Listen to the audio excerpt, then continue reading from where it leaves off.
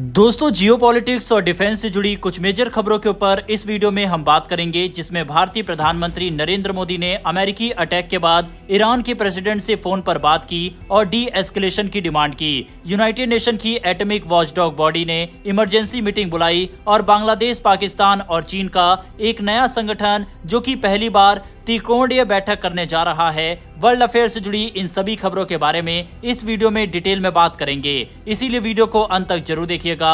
America की तरफ से ईरान के ऊपर किए गए बड़े हमले के बाद जहां दुनिया भर के देशों की तरफ से प्रतिक्रिया सामने आ रही है, तो वहीं इसी बीच भारत पहला देश है जिसने डायरेक्टली ईरान के प्रेसिडेंट से फोन पर बात की। दरअसल इस समय ईरान को पाकिस्तान ने बहुत बड़ा धोखा दिया है। पाकिस्तान के द्वारा जहां अमेरिकी हमले को क्रिटिसाइज किया गया, तो वहीं पीछे से अमेरिका को ईरान के खिलाफ हमले में मदद भी की गई। वहीं कई रिपोर्ट में ऐसे भी दावे किए गए हैं कि पाकिस्तान के एयर स्पेस का इस्तेमाल अमेरिका के द्वारा किया गया। ऐसे में ईरान अकेला पड़ता नजर आ रहा है और उसे मदद चाहिए। ऐसे में भारत, जिसके इजरायल और ईरान दोनों से संबंध अच्छे हैं, उसने ईरान से डायरेक्ट संपर्क किया। भारत के प्रधानमंत्री नरेंद्र मोदी ने ईरान के राष्ट्रपति मसूद से बात की है। पीएम मोदी ने एक्स पर जानकारी दी और कहा, मैंने ईरान के राष्ट्रपति से बात की, मौजूदा हालात पर विस्तार से चर्चा हुई, क्षेत्र में बढ़ते तनाव को लेकर गहरी चिंता जताई। हमने फिर से अपील की है, तनाव कम हो, संवाद हो,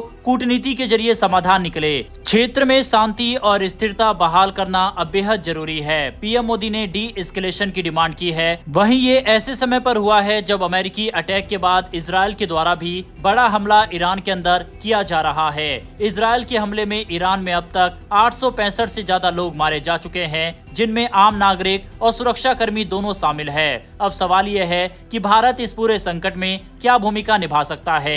भारत के ऐतिहासिक रूप से ईरान और इजरायल दोनों से अच्छे रिश्ते रहे हैं और भारत एक ऐसा देश है जो हमेशा शांति और कूटनीति की वकालत करता रहा है। हो सकता है कि आने वाले दिनों में भारत दोनों पक्षों के बीच मध्यस्थता कराने की कोशिश करे, क्योंकि दुनिया में ऐसा कोई दूसरा देश नजर नहीं आता जिसके इजरायल और ईरान दोनों से संबंध मजबूत हैं। ऐसे में भारत इस युद्ध को रुकवाने में एक अहम भूमिका निभा सकता है और उसकी कोशिश प्रधानमंत्री नरेंद्र मोदी के द्वारा शुरू कर दी गई है। अमेरिका ने ईरान के 3 प्रमुख न्यूक्लियर साइट्स फोर्डो, नतांज और इस्फहान पर एयर स्ट्राइक की है, जिसमें भारी नुकसान ईरान को हुआ है। इस हमले के बाद ईरान ने चेतावनी दी है कि अगर अमेरिका ने दोबारा ऐसी हरकत की तो पूरा युद्ध क्षेत्र की आग में जल सकता है।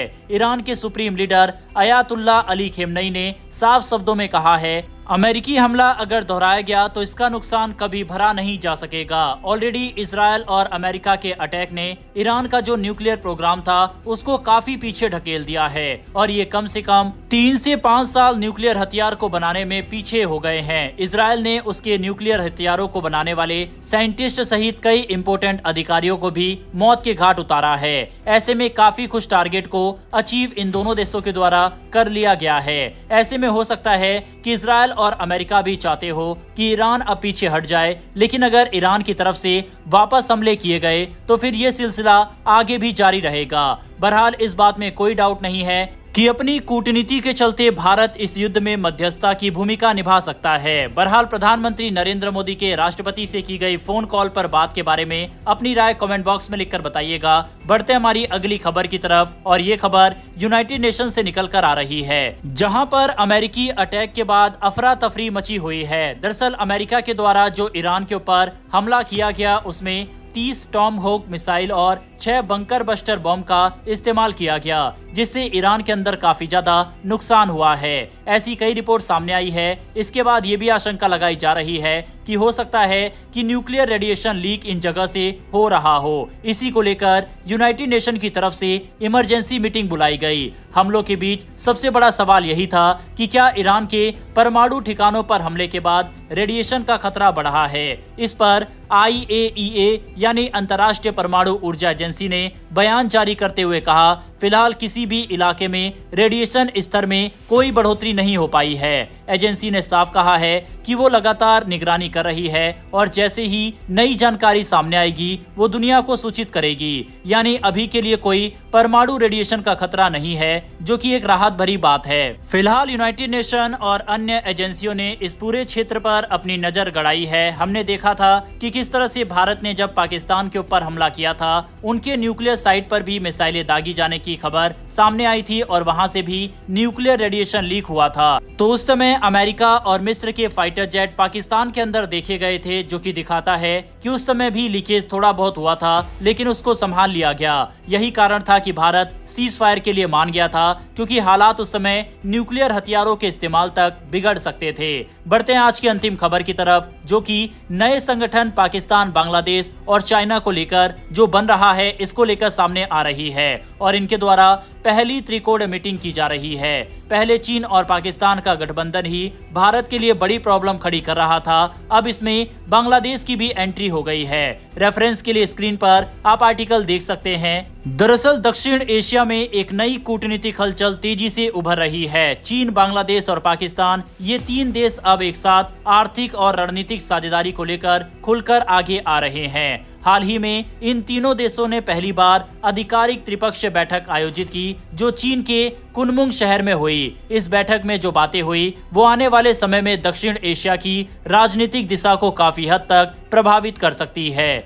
यह इन तीनों देशों की पहली आधिकारिक त्रिपक्षीय बातचीत थी। बैठक में चीन के उप विदेश मंत्री, बांग्लादेश के कार्यवाहक विदेश सचिव, वहीं पाकिस्तान की अतिरिक्त विदेश सचिव इमरान अहमद सिद्दीकी ने व्यक्तिगत रूप से भाग लिया। वहीं पाकिस्तान की विदेश सचिव आमना बलूच ने इस बैठक में पहले चरण के दौरान वीडियो लिंक के माध्यम से हिस्सा लिया और एक अहम बयान दिया। उन्होंने कहा, चीन ने इस त्रिपक्षीय पहल की शुरुआत करके एक अहम भूमिका निभाई है।